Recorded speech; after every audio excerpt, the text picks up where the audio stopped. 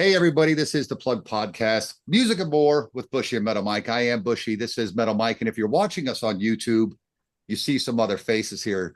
We have three guys from the band Lost Circus. I did a record review on them last week on my on the YouTube channel. I think these guys are amazing. I'm going to let them introduce themselves and their respective instruments. Welcome to the show, guys. Go ahead, any order. I don't care. This is Bryan. I play guitar. Chad, bass. And Tom, I sit behind all these guys. Nice, nice.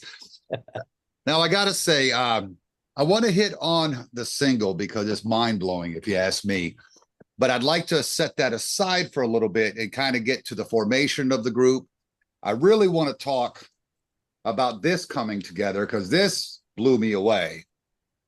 How did you guys all meet? How did we come together? What was the idea to put this crazy thing together? Tom, you go first because you of the three of us, you were there first. So in 2019, Steve Libby, our lead singer, and I, little background, we play in an Iron Maiden tribute band called Iron Tribe. So I had played with Steve for, I don't know, a couple years, and we got to be friends. And he called me one day and he said, look, I dig what we're doing with Iron Tribe, but I really want to do something that is original music. And I said, well, coincidentally, I'd love to do that myself. So condensed version, we agreed to do that. He was friends with Kenny, who at the time was also playing in a Judas Priest tribute band. So Kenny, Steve, and I got together. We started just sort of noodling out some riffs, and Steve's been a songwriter for most of his life. So he has literally 3-ring binders full of lyrics, poems or whatever, songs that he has written. So he brought that gem to the table. Kenny, I had known. We of course struck up a relationship. Those guys brought riffs and lyrics, and I brought drumsticks to the mix. And so we started putting together some very rough demos. Steve was also trying to play bass at the time, so that we had some semblance of a basis of recording anyway. But as time went on, a few months went by. Another sort of sideline to that, I've also known Bryan for 25, almost 30 years, I guess. I knew he was a stellar musician, knew that I wanted to play in a band with him, but I didn't want to just throw anything at him. But when this started to gel with Lost Circus, I thought, you know what, I think Bryan would really dig this. So I emailed him some files. I said, hey, I'd like for you to listen to this and see if it's something you'd like to get involved with. And I'll hand off to you, Bryan. Yeah, so when he contacted me, he was like, "Hey, would you take a listen to some songs we're doing? I think you might be interested." And to this day, in my email, I still have the folder that's called Tom's New Band. And the 4 songs that were in there, I was like, okay, I totally hear where this is going. And it was right up my alley. And I immediately said, when are we getting together? And it was instant, like within minutes when we started playing, it was like, okay, I really like where this is going. And of course, Steve just with his vocals, finding a vocalist that can truly sing, stay on pitch, that actually cares about the lyrics. It was just everything together. It sold me on the idea. The songs were strong, they were catchy, even in their most basic form. And I just thought, okay, this is something I really want to be a part of. And then when we were looking for a bass player, not that Steve wasn't fully capable, No, or he was he? Okay, he wasn't. Okay. But once that happened, then it was like, okay, I know maybe this guy I know might know somebody. So I called this guy I know named Chad and thought he was still active with another band and was going to ask him, do you know anybody that you could suggest? Because really I wanted him, but we didn't want to, cannibalize him from another band. So it was like maybe he knows somebody. And he said, oh, no, we're not actually playing anymore. And so it was like, okay, well, that cuts straight to the point of that. But I didn't tell the other guys who it was because I'm like, okay, I know that he's going to be right because I'd seen him play. I talked to him. I knew he would gel with us on all kinds of levels. So I told the guys, I found somebody. I'm not telling you who it is. And he's coming into the next practice. And that's where Chad entered the picture. Yeah. How'd that go when you when you first walked in, Chad, and you kind of, man, you gotta lay down the thump. Now you know Bryan. Did you know Tom and Steve and Kenny, or were you coming in kind of blind, just knowing Bryan? Well, as Bryan didn't tell them who I was or who he was bringing, he also didn't let me in on like who's in the band. So I walked in blind as well. Tom and Steve and I had never met, Okay. but I had known Kenny in this. We'd never played in a band before, but we had been in the same circles in Nashville playing in bands since like probably mid to late '90s. So we knew each other. We just had never been in a band together, and it was kind of funny because I walked into the room and Kenny and I made eye contact, and Kenny looked up and goes, "Oh shit, he's in the band." He's like, "You didn't say you were bringing Chad." I was like, "What's going on, man?" So it was kind of a good fit from the beginning. Just Well, that's kind of an interesting audition process, I have to say, man. Yeah. That's great. Now, how long? And Metal Mike, jump in anytime. I've fallen in love with these guys over the last week, so Right. bursting at the seams here. How long did the album take to come together? Because it's stellar. I get some. It's funny you said Priest cover band. That makes perfect sense. I get some Priest vibe in there. I get some Dokken vibe in there. I definitely hear some Dokken in there, Dokken too, man, which is not a bad thing. Oh no, Not at all. none of these are No. at all, because those are like the greats. But how did all that come together? Well, I mean, I think it was just what you hear literally is the mix of all of our different influences, all of which definitely include the bands that you've named. And but again, it was just very, very natural. And as we started writing, well, right as we started writing, that's when the great pause happened, COVID, and that kind of delayed us for a while as it delayed everybody else. And we actually recorded the drum tracks at Dark Horse Studios in February 21 in the middle of an ice storm. And just so you know, if you look on your calendar, if there's precipitation on the calendar, we're probably playing on that day because it seems like every time we play or get together, it rains. But yeah, we were in the middle of an ice storm. They were shutting down Nashville and we were down there recording. And we had originally planned, what was it, Tom, to record 2 songs all the way? Yeah, well, the idea was, let's go in the studio and see if we can get tracks for 4 songs. 4, okay.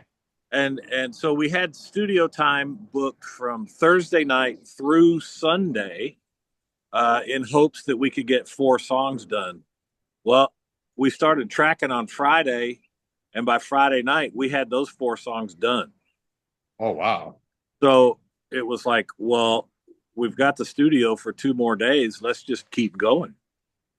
So after a couple of what that resulted in was, or is, the 8 songs on the title self-titled album that you have, and there were a couple more that we didn't feel like we had hit the mark with those. So those will end up being on the next record that we've because they've been revamped, not because they're not because they suck and they're good enough. Yeah.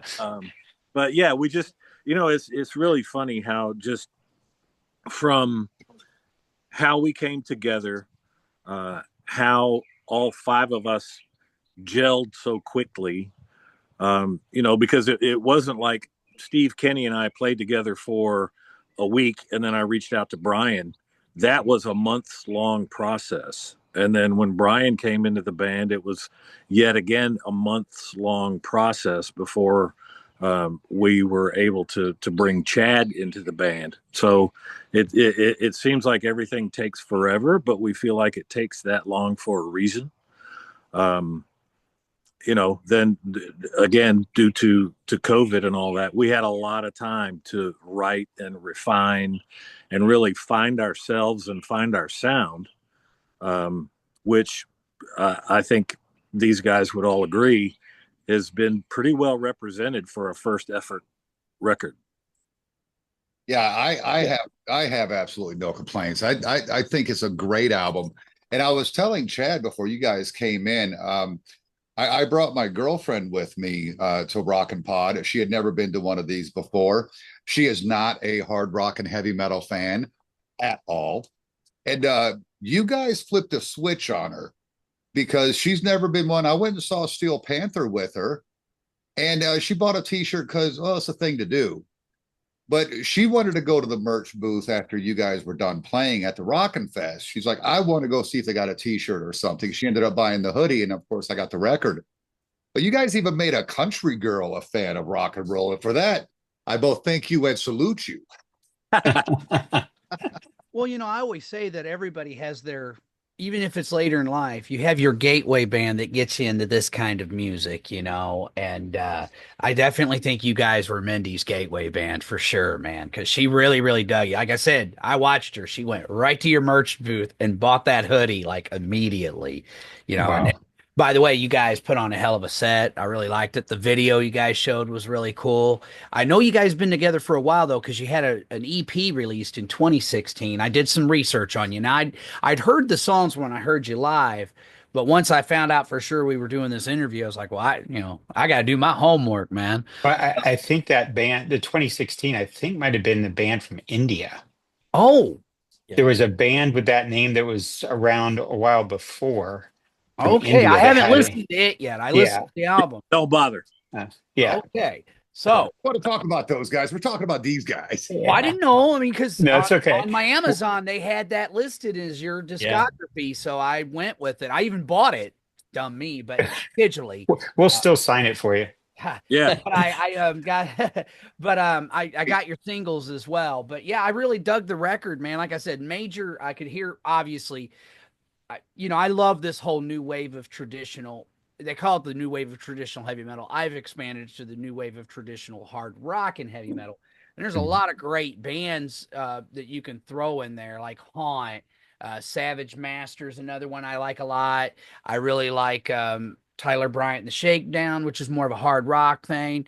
Some really, really cool stuff, man. And I put you guys right in there with them, man. You guys, I really like what you're doing, but yeah, there was a few songs, especially where I was like, oh, I'm hearing a bit of Dokken in here, right on, man. And of course, obviously, Iron Maiden, Judas Priest, but yeah, I really dig what you guys are doing, man, and I think it's awesome that you guys. I really liked your new video too, which cool. Thank you. I have to say, I'm not the world's biggest Alanis Morissette fan. I do like that song though. It's one of the few songs of hers I like. What made you guys kind of go and like, hey man, let's cover this tune? Because I noticed another single that you did, which is I believe Silent Running, which was Mike the Mechanics from Mike Rutherford. Genesis. Yep. It's like us, some unconventional. I like that though when people take covers, because I'm a big believer that when you do a cover, it's just like when somebody does a remake of a film. I don't want to see or hear the same thing exactly the same way it was done before. I want to hear that band or artist put their spin on it, and I definitely think you did that on both these songs, man. So, how did that come about? I guess is the question I'm getting to. You use the word that we like to draw the distinction as well. We feel like we did a remake of Uninvited, and we did a remake of Silent Running. A cover is just as you described it, right? In my mind as well. You're trying to replicate what was done in the original version. To me, to us, that seems pointless. If you're going to pick somebody else's piece of art, you need to put your own little spin on it, put your own brushstrokes to it, and I feel like that's what we did. And there's been many artists that I think have, like, Joe Cocker with the Beatles covers he would do. He'd always put his spin on it, hit the Beatles songs he would do. And yeah, a lot of like one of my favorite tribute albums is Nativity in Black, where you had all these guys doing these Black Sabbath songs and they were all putting their spins on it. It was just amazing. So I like it when bands and artists like yourselves do that stuff. Because like I said, I don't want to hear the same thing I heard before, like, or just like with a remake of a movie. If it's just like the other movie, except you got different actors and it's Right. Shot for shot. Yeah. yeah. Oh, one of Yeah. the worst was Psycho. I'm like, what the hell is this, man? Like, I didn't get it at all. But yeah, welcome, Steve. Hello. Can you see me? Looks just like him. did not see you. Round and bald head. Whew. Had to fly in real quick. Yeah, we don't have your video yet. Okay, what do I do that? Ladies and gentlemen, for those who can't see, listening to the audio version, this is Steve, the vocalist of Lost Circus. Absolutely. Full access. Yeah, I don't know what to do now. Do you see little camera with a slash through it? No, so I'm on my phone because my computer's dead for some reason. But hold on, I'll get there. Okay. Yeah. We'll send tech support, Chad. Yeah. I gotta tell you, I was baffled at first when we saw you at Rocket Fest, because first of all, your look is great. It's everything I love about the 80s. Okay. And I'm going to pick on you, Bryan. You're everything I loved about the 80s. The long hair, the long trench coat, the leather looking pants. I dug that vibe immediately.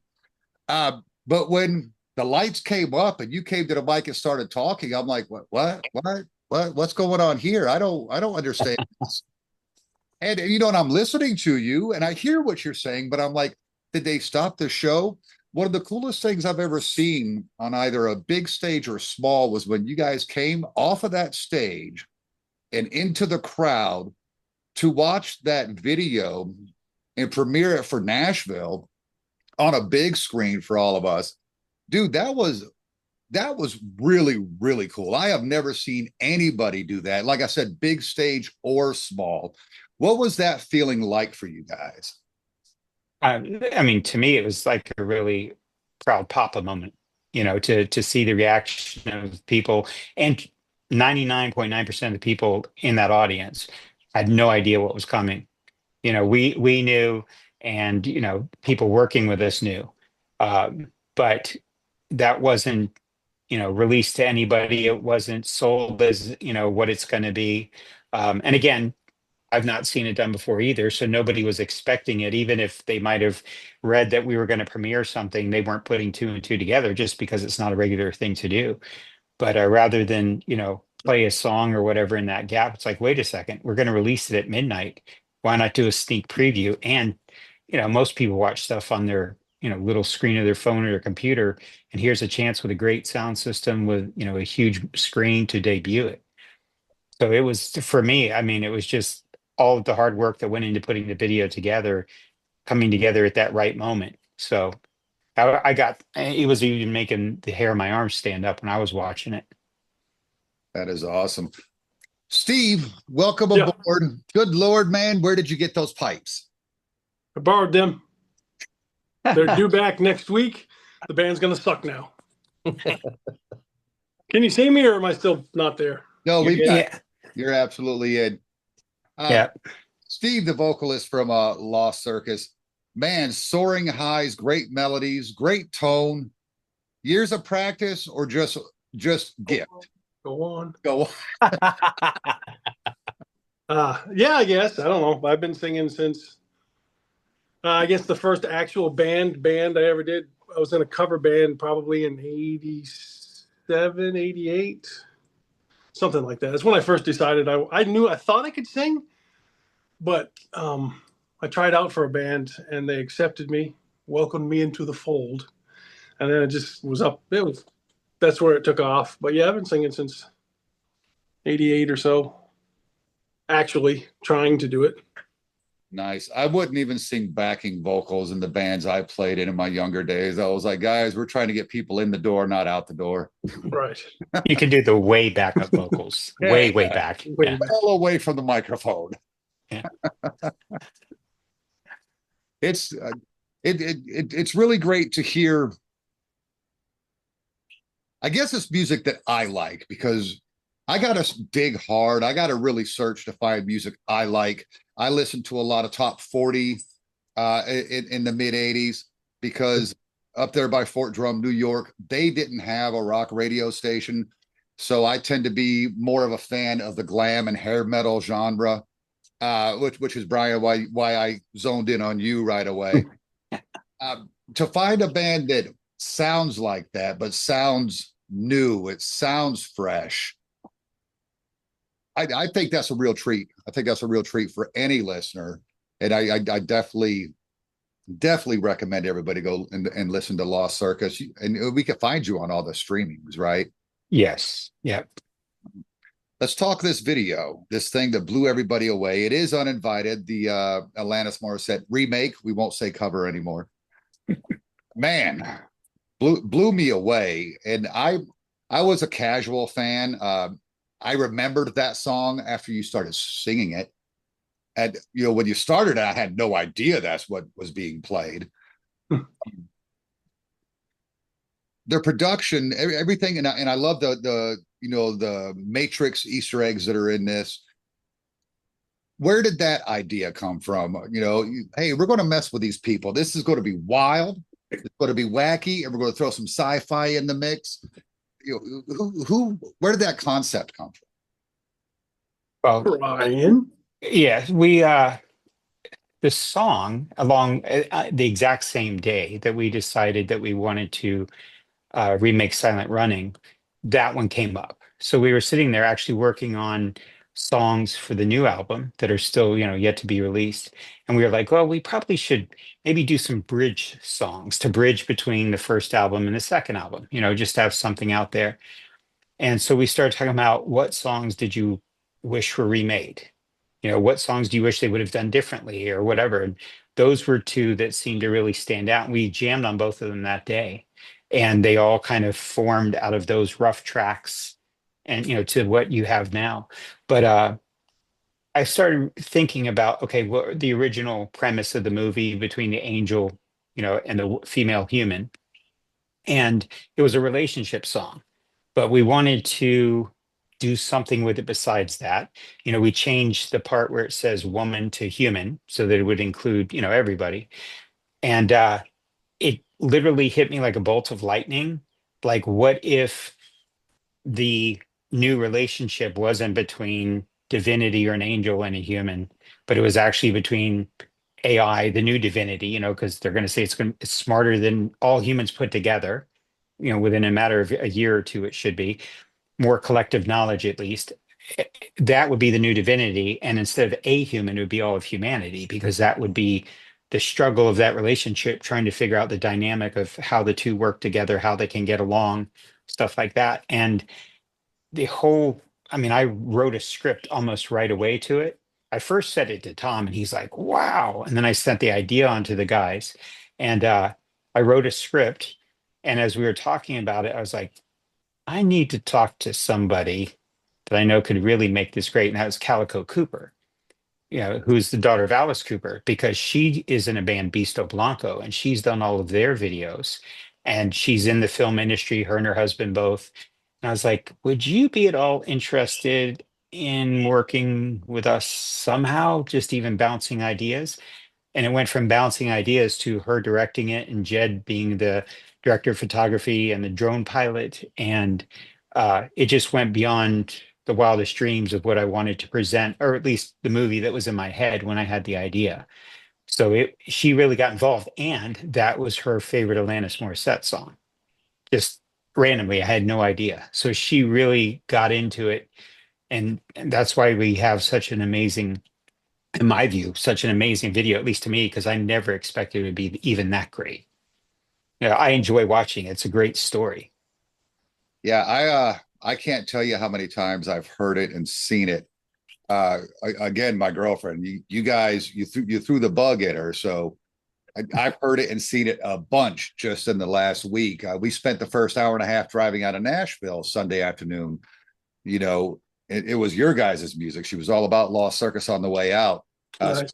Steve, what I was telling the guys earlier is she's a country western fan, and it's not even good country. It's a cut your wrist country. All the sad, sappy stuff that you just want to hear. So for her to be rocking a little bit, you guys gave her the rock and metal bug. So I appreciate that. Yeah. But and she wanted me, because she's not here. She's in Tennessee again at her sister's house for Easter, but she wanted me to let you guys know how much she enjoys your music. Excellent. And you keep talking about another album. Do we have a timeline, or are we Good question, Bushy. in the process, or? Hopefully by the end of the year, everything will be together. There's a lot of moving parts we have to put together. Half of it's track, the other half, we want to make sure that everything's right where we want it to be before we commit it to vinyl or ones and zeros. So, gotcha. I got to tell you something that I didn't realize until after I was speaking with Tracy McAndrew after the event, the Rock and Pod event. And I don't know if you guys know it, if she told you, but you guys were the most requested interview there out of all the local Nashville bands. So, wow, I didn't know that. Guys, I mean, you were in great company, but y'all were at the top. I thought that was it was well deserved for somebody. Thank you. Who didn't ask for the interview because I'd never heard you, and I think it's a bit. I don't know what the word is I'm looking for, but it's bold to ask somebody you've never listened to, hey, can I interview you? And because then, as my co-host likes to say, you deal with you remember that time that you played that guitar? That was cool. We didn't want Chris Farley thing. You mean? You remember? Yeah. That was awesome. So it's, being able to see you guys that Thursday night, I was like, oh shit, boy, I missed an opportunity there. So again, I'd like to thank you guys for coming on with us this Sunday night. Absolutely. Yeah. Metal Mike. Man, I don't know much more I can add except, there is one question, because Chad had mentioned before camera, one of his influences as a bass player. If each one of you guys could go down the list and talk about who your major influences. I mean, I see the background there. Lots of Megadeth love there, Steve, and anybody who's not watching. A lot of Megadeth images behind you, brother. All that old stuff. Yeah.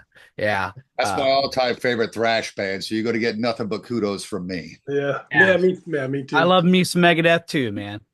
But who are your, as far as vocally, who are the ones that you're like, you have your Mount Rushmore, so to speak? Definitely Rob Halford. The metal. Jeff Tate, obviously. I love Saw him. Yep.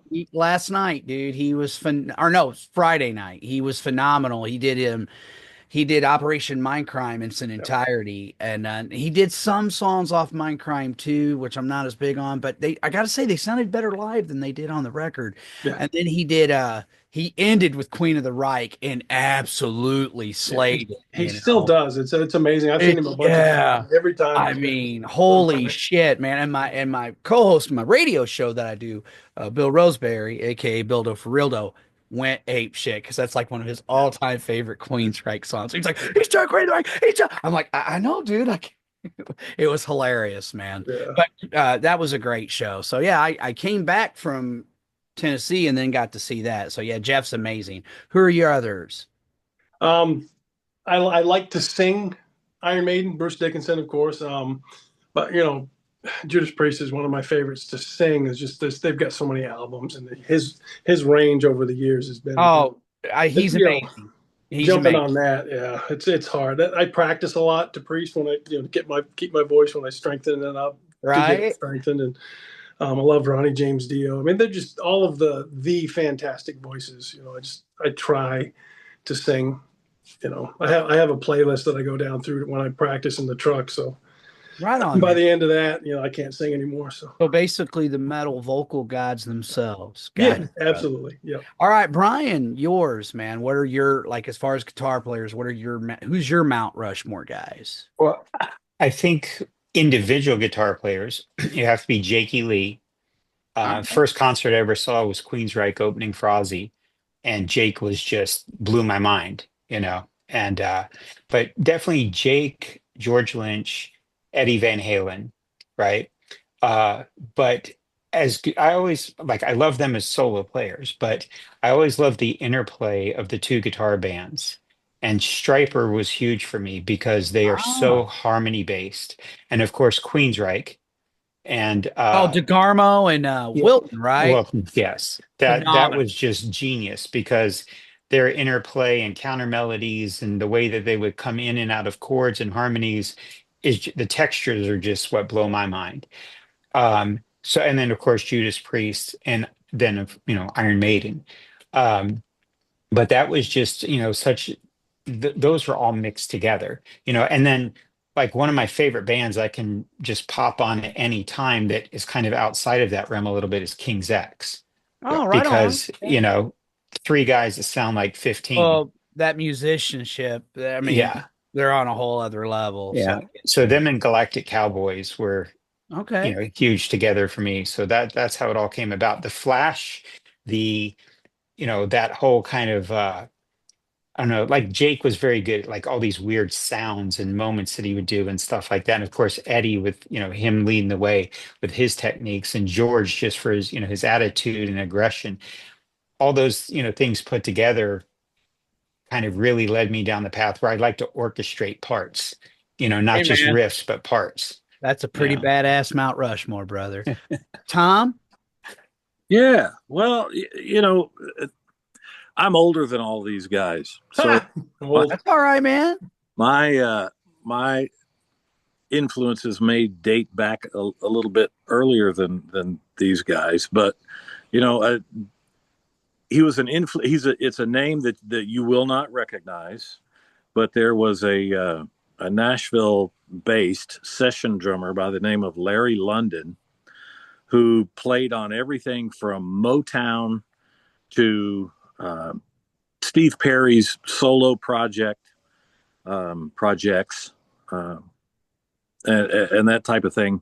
Who in the early '80s, I was just graduated from school at MTSU and was working at a recording studio here in Nashville, and I got to be really good friends with Larry, and he knew I was a drummer, and so he sort of took me under his wing, and he gave me two pieces of advice very early on that still stick with me today. He said the first one was, any idiot can play drums. It takes a drummer and a musician to play a song. The other one was, it's just as important to know when not to play as when to play. And I think it would be a consensus amongst the five of us that we pay a lot of attention to leaving space for the music to breathe. We don't fill every 30-second note with some sort of sound or some sort of filler piece just because there's a hole there.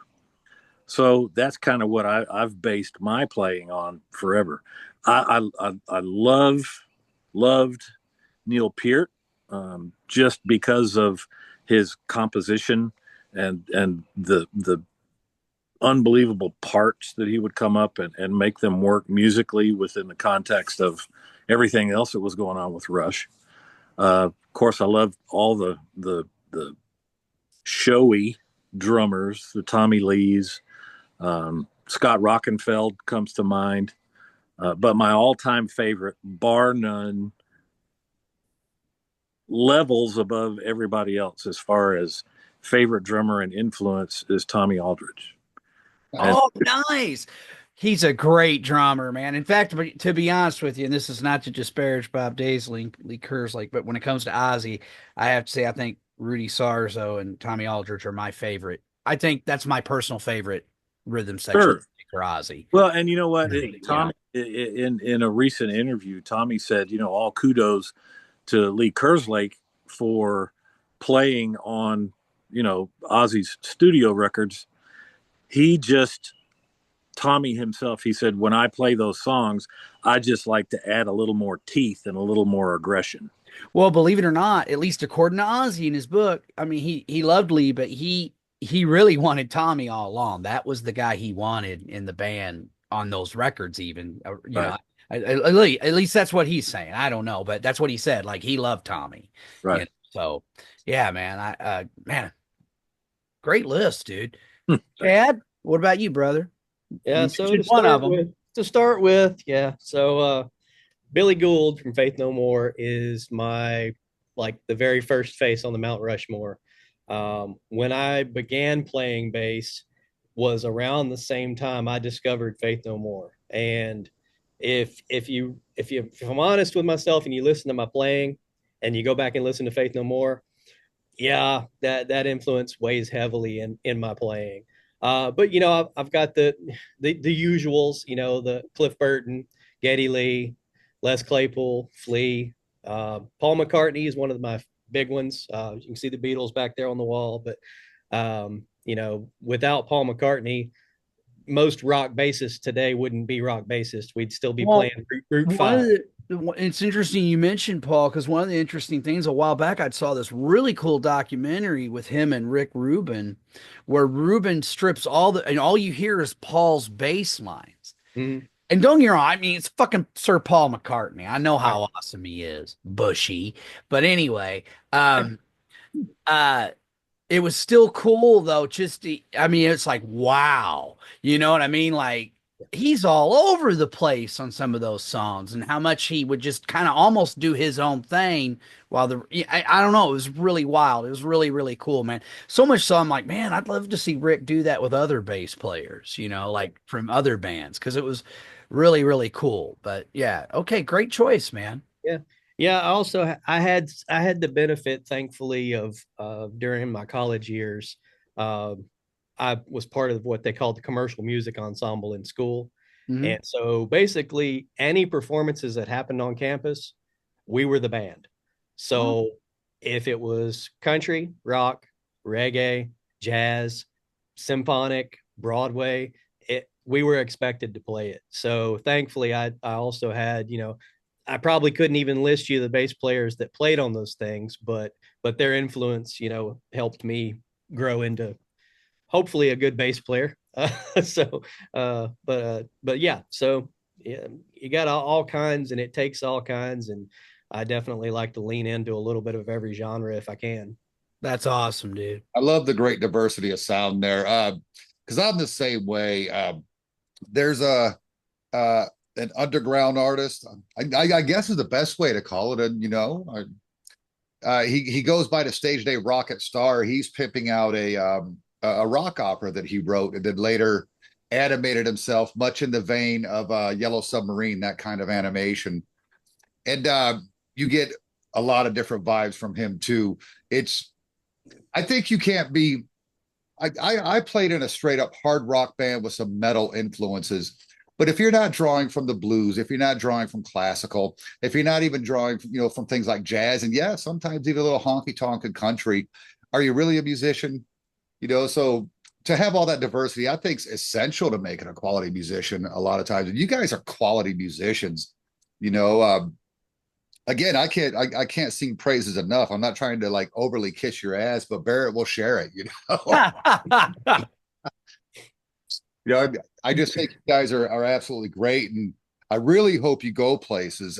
It's interesting to find out you are working on a new album. Um, I don't know that I have a whole lot more for you, unless there's anything else you guys want to add. And No, I don't know. okay. I appreciate you having us, though. It's fun doing this stuff and getting to know people out there too. Well, I like I said, I appreciate you guys coming on. When I'm not sure who was getting back to me. Was it you, Steve? Yeah, it was me. Yes, It Chad. was you, Chad. Okay. And all I could think was, you know, after we set everything up, I was like, oh, shit, it's Easter. So I had to get back to him real quick. I'm like, hey, man, I don't want to be taken away from you guys. It's family time and such. You know, is that cool for you guys? So thank you again. Now, on the other side of that, I told my girl, look, that's when the band could do it. That's when I got to do it. Yeah. Well, I'm sure she didn't mind too much, but I just wanted to let you guys know, as I said, besides doing this podcast with Bushy, I do a radio show at Cranium Radio, www.craniumradio.com. Every Friday, I'm throwing you in the rotation Oh, Nice. wow. Thank Oh, you. Thank you. I bought that album. I will play it. I'll play your new single. I'm going to push that, but I'm also going to push some other stuff on the album too. So, Nice. Awesome. Thank you. just let you know, man. I try to do my best, especially to help the newer bands. I mean, I play legacy acts. Don't get me wrong, but they don't need the help. You guys need the exposure. So anything we can do to spread the word, so to speak. Yeah. You're a Appreciate good that. man. Thank you. Yeah. You're welcome, man. We really appreciate you guys. We appreciate all the support. I'm glad, Bushy, we made the impression that we did a week ago last Thursday. Hopefully it sticks and you'll be part of our universe for a long time to come. Well, hell yeah, man. And when you do come out with a new album, come on the show again, man. Love Yeah. to Absolutely. talk about it, man. Maybe even have you on the Metal Mike show as well. And we can, do a show where that would be recorded like this. And then I'd have my brother do the editing stuff and put your music in there and do a whole, like hour or so. Yeah, absolutely. Happy to. I Thank love you. doing, yeah. I like doing this stuff. I Yeah. got to tell Cool. you, Tom, I'm the kind of guy that once I'm in on a band, I'm in. You'd have to really mess up. And look, I'm like the 0.01% that thinks Kiss Music from the Elder is like one of the greatest albums of all time. You're gonna have to really mess up for me to not be all in. Wow. Really enjoy what you're doing. I've been sharing the video on all the socials as well. I don't DJ anymore because I had a hard drive crap out. But I would He do will again, though. yeah. But I think you guys are great. It's lostcircusofficial.com. You can get the vinyl, you can get the CD. They got a lot of great shirts. They got some skull caps. I think they call them beanies these days. Sorry, that's the old army term. They do have ladies' tees that have the, for the women, hoodies, things of that nature.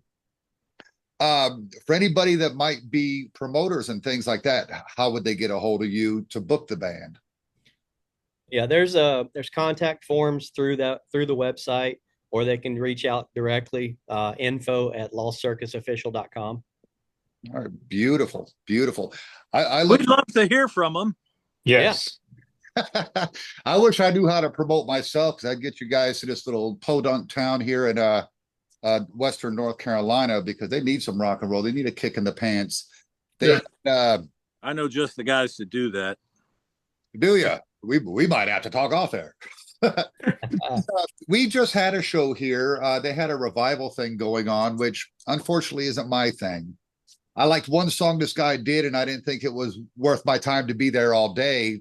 Let other people do it. But that selling my soul, working all day, overtime hours for, that guy. Oh, yeah. I can't remember his name, but he was just here. But we don't get a lot of big shows here. I've got to go to Asheville, and I'm actually 50 miles from Asheville. We're further into the mountains. But there's a good rock scene here, because they do rock and roll shows every once in a while with some local acts around here. And I think it's just a bunch of the good old boys that get lit up on moonshine and do some things. Talented. I'd like to see you guys come out this way. That way I don't have to drive to freaking Charlotte. Yeah. I'll try to spread the word. I live in the Metro East St. Louis area, so I'll see what I can do for you guys. Okay. Cool. Yeah. Up here. Well, up here, because you guys are based in Nashville, right? Right. Yep. Correct. Yeah. Okay. Interesting thing. You're 5.5 hours then from Metal Mike, and you're 5.5 hours from me. We're the same distance from Nashville, just in opposite directions. So Sure. It's in the cards. We'll bring a creepy clown and put on a great show for you. that Hell would yeah, man. that would be great. I know a couple of venues here too. Well, guys, thank you so much, so much for coming on. Like I said, I can't sing or stop singing enough praises. Go out and get the album Lost Circus. All right, mine's signed, because I wouldn't harass these guys. I told the joke about trying to get a discount. I was never trying to get a discount. I just like to be funny and break the ice. I'd had a few drinks. But, I never see so many Kansas City Royals fans in my life as I have with these hats in Nashville. I'm like, I'm in the wrong part of the country to be a fan of that ball club. Right. But I highly recommend buying the album. Check them out on the digitals if you have to. Buy from their website, though. That way they get the profits. Don't be buying from these other places. Go to them, get the money to them, because these guys need it. Every band needs to. They've got to have some help. They don't have big record labels behind them. So I think you guys are great. I appreciate Thank you. you guys coming on. I look forward to the next big thing, man. When that album comes out, make sure you share it on all your socials. And Oh, you bet.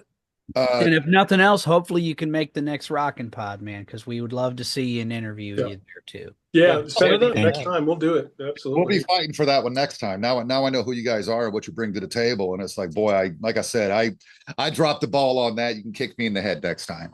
Hey, man. All good. No, made up for it here. But yeah, when the album comes out, Chad, if you want to shoot an email to me, say, hey, because you've got my email now. Hey, guess what? I'll buy it immediately. So thank you for coming on, guys. I really appreciate you. Do you have anything final you'd like to say? I'm good. We Thanks just- for having us again. Yeah, we really appreciate your support and letting people know, and we really love what we do, and we hope a few other people do as well. You guys are great. Metal Mike, I'm gonna let you hit the tagline, and then we'll stop this recording and let everybody go do their thing. All right. Everybody out there, keep fighting the good fight and stay metal to your dying breath. That is right. And buy vinyl. We'll see you next time. See you.